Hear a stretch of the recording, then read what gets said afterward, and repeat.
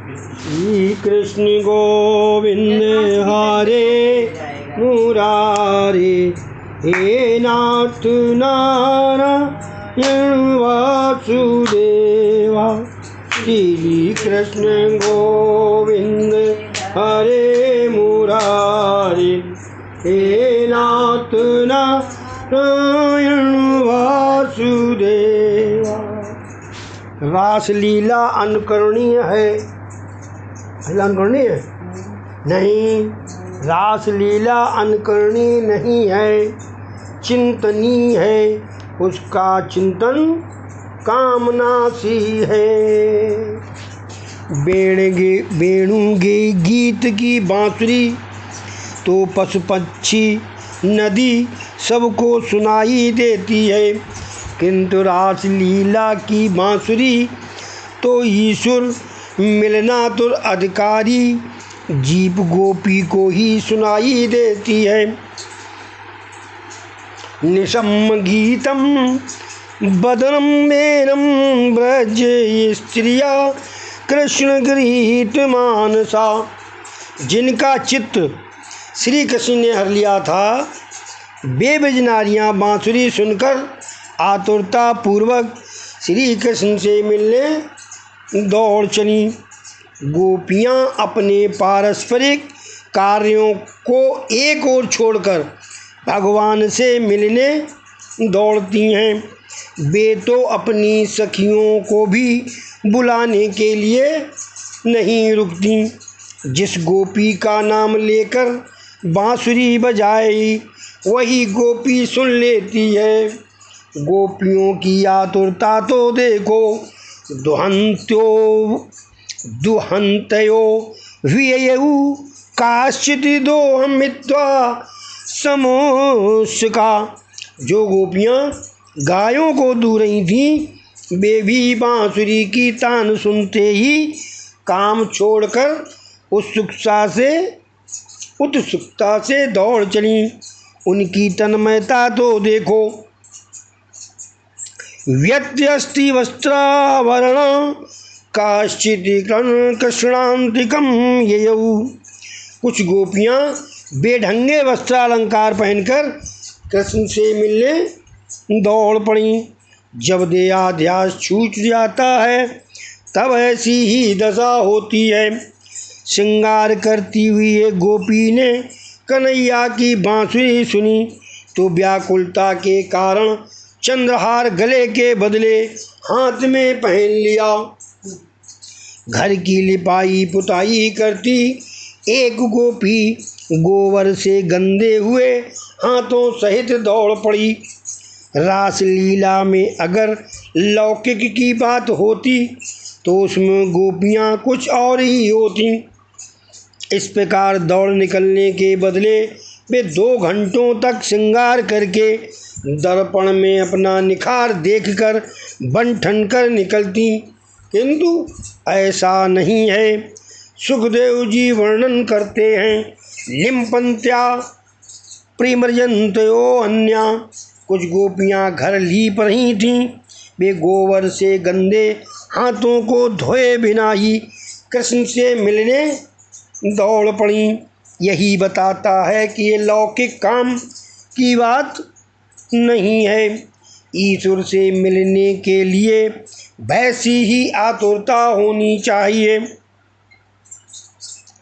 रामकृष्ण परमहंस हमेशा सदृष्टांत बातें करते थे।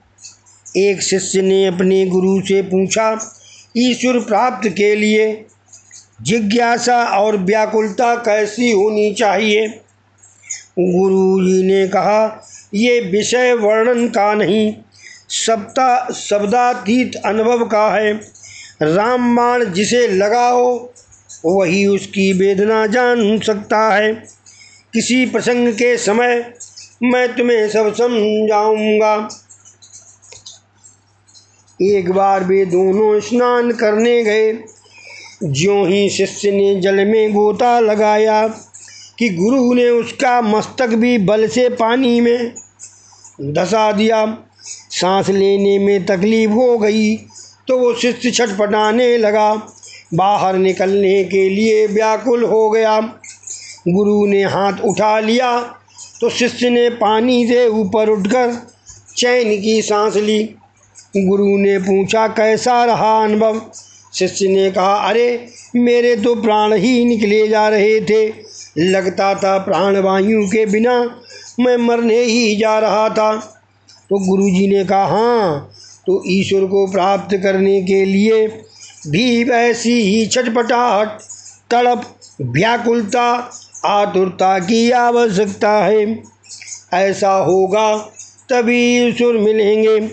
मीराबाई ने कहा है, तुम देखा बिन कल न परत है और तड़प तड़प जिम जासी।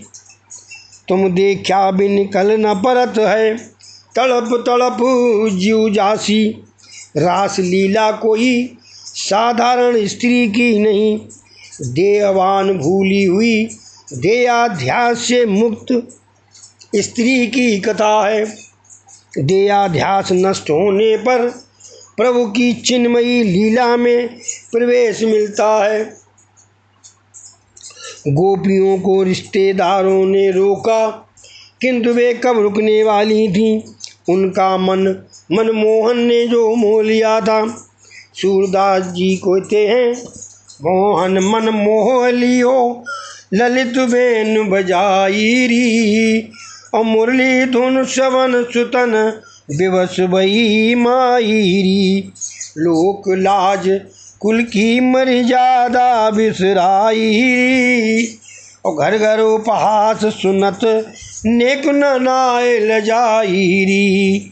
और जप तप वेद और पुराण, जप तप वेद और पुराण कुछ न सुहाईरी।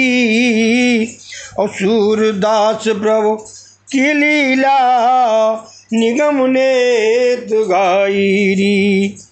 गोपी के हृदय का ये शुद्ध भाव है। गोभी इंद्रिय भक्त रसम पिबत इति गोपी। इंद्रियों द्वारा जो भक्त रस का पान करे वही गोपी है।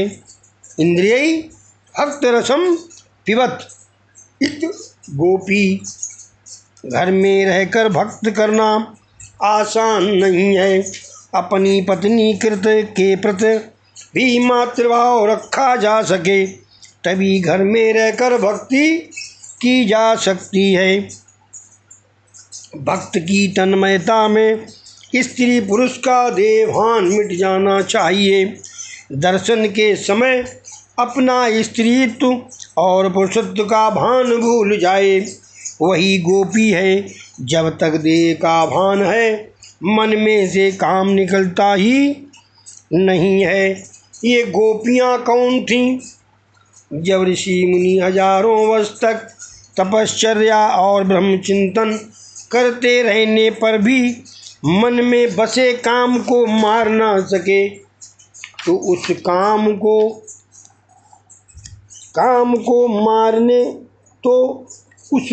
को श्री कृष्णार्पण करने की इच्छा से गोपियों का अवतार लेकर गोकुल में आवसे। इनमें साधन सिद्धा, ऋषि रूपा, श्रुति रूपा, स्वयं सिद्धा, अन्यपूर्वा और अनन्यपूर्वा आदि कई प्रकार की गोपियाँ थीं। सांसारिक भोगों का उपभोग करने के पहले ही जिसे वैराग्य आ जाता है वो अनन्यपूर्वा गोपी है। सांसारिक भोगों का उपभोग करने के पहले ही जिसे वैराग्य आ जाता है वह अनन्यपूर्वा गोपी है। केवल वृक्षों के पत्ते खाने वाले तपस्वी ऋषि को भी काम सताता है, तो जीव के लाड़ करने में ही लगे रहने वाले हम जैसे साधारण मानव की तो चर्चा ही क्या है, जो रोज पराठे पूड़ी खा रहे हैं।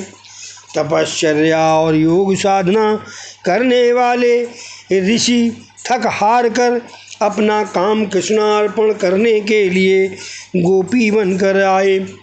ईश्वर को काम अर्पण करके निष्कामी बनो। पराशर मुनि सूर्य को वश में कर सके किंतु अपने काम को नहीं।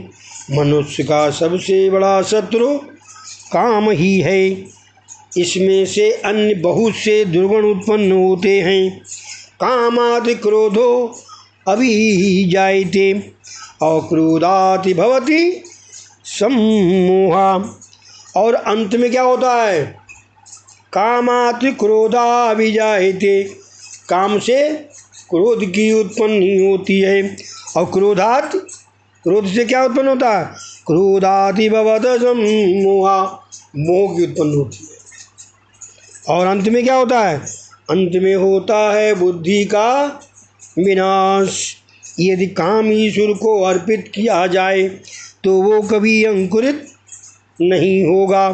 संसारिक के सभी सांसारिक सुखों का मन से त्याग करके, संसार के सभी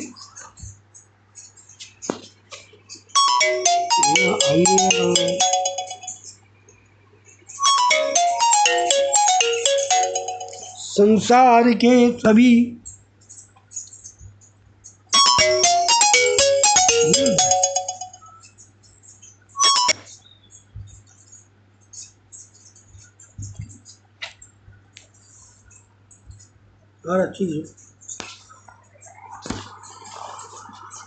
संसार के सभी सांसारिक सुखों का मन से त्याग करके ईश्वर से मिलने के लिए गोपी की भांत निकल पड़ने वाले को धन्य है।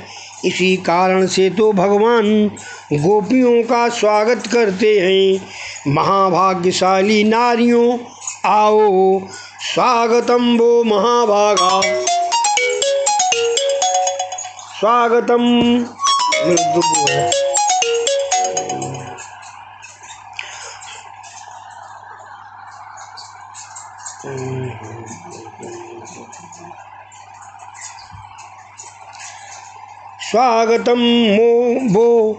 स्वागतम वो महाभागा। भागवतकार गोपियों को महाभाग्यशाली कहते हैं। नारद जी भी अपने भक्त सूत्र में गोपियों का दृष्टांत देते हैं। यथा ब्रज गोपिका नाम, यही बताता है कि ये गोपियाँ कोई सामान्य नहीं है। इसे बंद कर बजेगा भाई। यही बताता है कि ये गोपियाँ कोई सामान्य स्त्रियाँ नहीं हैं, भगवान की भक्ति थी। यही इसकी आवाज़ बंद कर दो, आवाज़ बंद कर दो।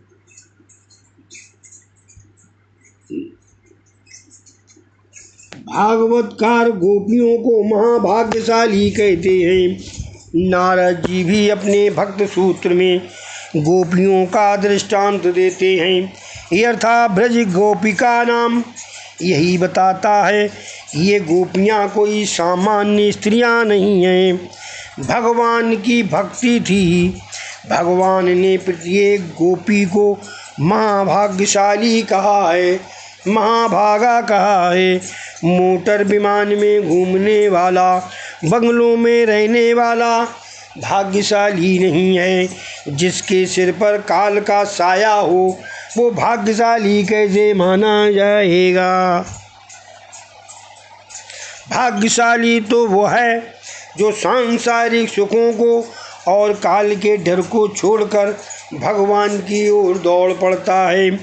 ईश्वर से मिलने के लिए अतिशय व्याकुल हुआ हो वह जीव भाग्यशाली है। इसी कारण से बंसीनाथ अधिकारी गोपी जीव को सुनाई दिया था। बंसी का नाद तो सभी ने सुना था। सांसारिक विषयों के उपभोग से कभी तृप्ति नहीं होती। ईश्वर के मिलने के लिए दृढ़ निश्चय करो। संसार सुख तो सबसे बड़ा महादुख है, और इस बात को सच मानकर जिसने संसार सुखों का त्याग किया उसे भगवान अपनाते हैं। प्रभु प्रेम में जो पागल बना है वही भाग्यशाली है। परमात्मा ऐसे जीव का ही स्वागत करते हैं। श्री कृष्ण ने गोपियों से पूछा, ऐसे दौड़ी दौड़ी क्यों आई हो तुम सब? क्या ब्रज पर कोई संकट आया है? वहाँ सब कुशल मंगल तो है ना? तुम्हें प्रसन्न करने के लिए मैं क्या करूं? रात के समय इस घोर वन में स्त्री का रहना अच्छा नहीं है। कृपया क्या वृंदावन की शोभा निहारने आई हो? क्या यह इस सुंदर रात्रि का सौंदर्य निहारने आई हो? शोभा निहार कर घर शीघ्र ही लौट पड़ो। वहाँ तुम्हारे पति संतान आदि प्रतीक्षा करते होंगे। अपने पति की सेवा और संतान का लालन पालन करो। अंतर्मुख दृष्टि करके जीव जब भगवान के पास पहुँचता है तो वे उससे पूछते हैं, मेरे पास क्यों आया है? संसार में रत रह, वहाँ तुम्हें सुख मिलेगा। मैं सुख नहीं, केवल आनंद ही दे सकता हूँ। तुम सब वापस जाओ, वहाँ सब तुम्हारी प्रतीक्षा करते रहेंगे।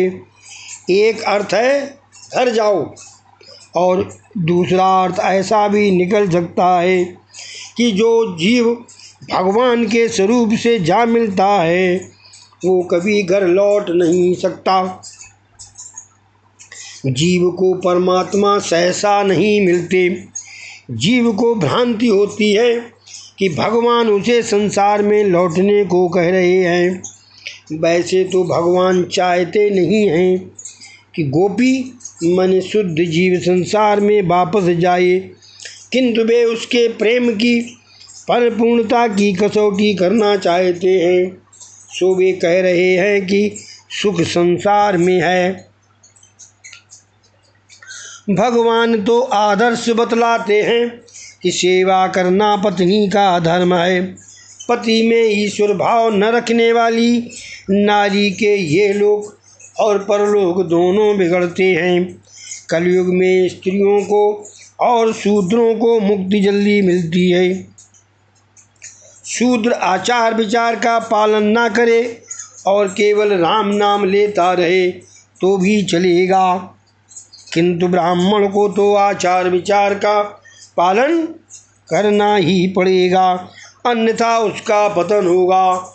यदि स्त्री घर का काम और कुटुंब के सभी लोगों की सेवा करते करते राम नाम लेती रहे तो मंदिर में जाने की जरूरत नहीं रहेगी।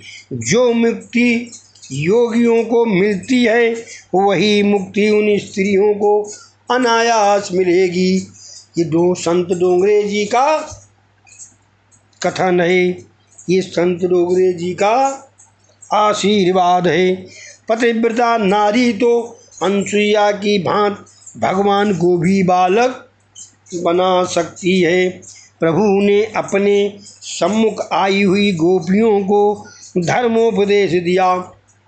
स्त्री को बाहर जाने की जरूरत नहीं है।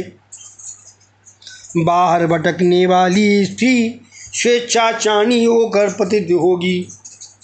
जो स्त्री घर ही में रहकर भली भांति गृहिणी धर्म का पालन करती है उसे पवित्र रहने की अनुकूलता रहती है।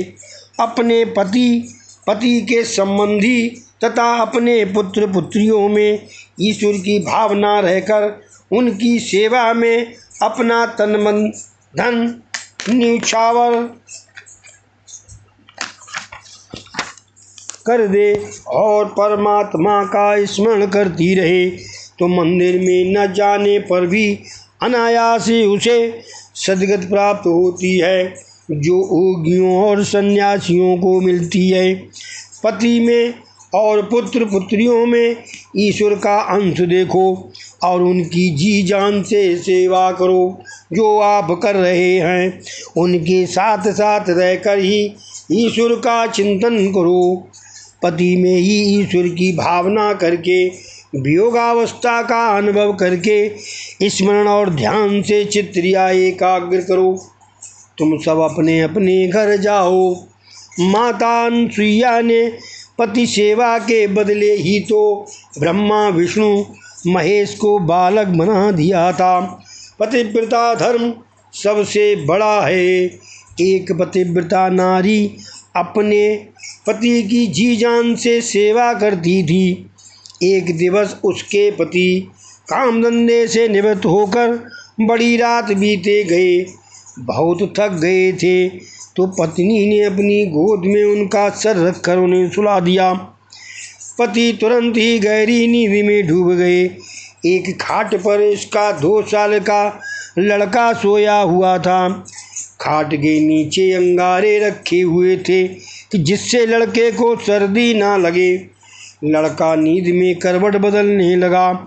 इधर माता सोचने लगी कि कहीं लड़का अंगारे पर जा पड़ा तो क्या होगा, मैं उसे उठा लूं, किंतु वैसा करने से तो नींद में बाधा होगी। मैं पति को कैसे तकलीफ दे सकती हूँ। मैं नहीं उठाऊंगी बेटे को। पति सेवा करते हुए वो ईश्वर स्मरण करने लगी। बेटा अग्नि में गिर पड़ा, किंतु सच्ची पतिव्रता नारी का पुत्र था। अग्नि उसका कुछ ना कर सकी। अग्नि तो चंदन सी शीतल हो गई। अग्नि की ज्वाला सारे विश्व को जला सकती है, किंतु पतिव्रता नारी अग्नि को भी जला सकती है। महापतिव्रता नारी से तो अग्नि भी डरती है। श्री कृष्ण उन गोपियों से कहते हैं, अपने घर जाओ, उस महान पतिव्रत धर्म को छोड़कर यहाँ क्यों आई हो। अपने पति और संतान को भगवान का अंश मानकर उनकी प्राणपण से सेवा करोगी तो घर में रहने पर भी तुम्हारा कल्याण ही होगा। कृष्ण कहते हैं, मेरे संयोग की अपेक्षा मेरे वियोग में तुम्हें कई गुना अधिक सुख मिलेगा। क्या बात है। वियोगावस्था में मेरी भली बात ध्यान स्मरण होता रहेगा और प्रेम भी अधिक पुष्ट होगा। संयोगावस्था में क्या होता है, संयोगावस्था में दोष दर्शन शुरू हो जाता है। वियोगावस्था में गुणों का ही स्मरण और चिंतन होता रहता है। तुम्हारा प्रेम शुद्ध होगा तो तुम मेरे स्वरूप को प्राप्त कर सकोगी।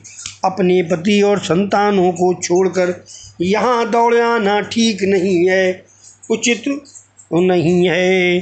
ध्यान की आरंभा अवस्था में साधक का चित्त चंचल होने के कारण उसे चारों ओर अंधेरे का ही दर्शन होता है, ईश्वर रूपी प्रकाश का नहीं। यदि ये निराश ना होकर प्रयत्न करता रहे तो अंधकार चीर कर प्रकाश अवश्य आएगा और प्रभु के दर्शन होंगे।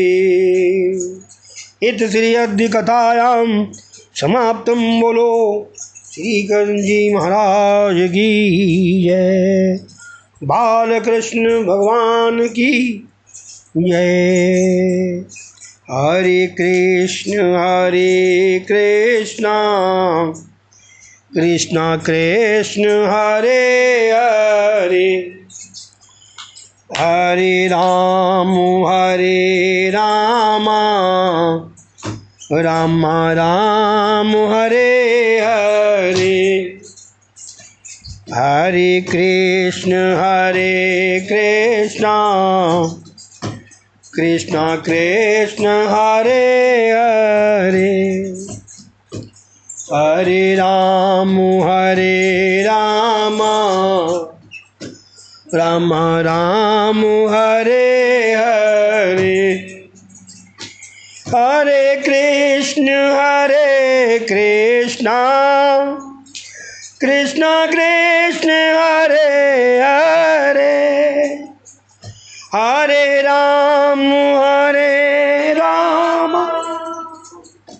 राम राम हरे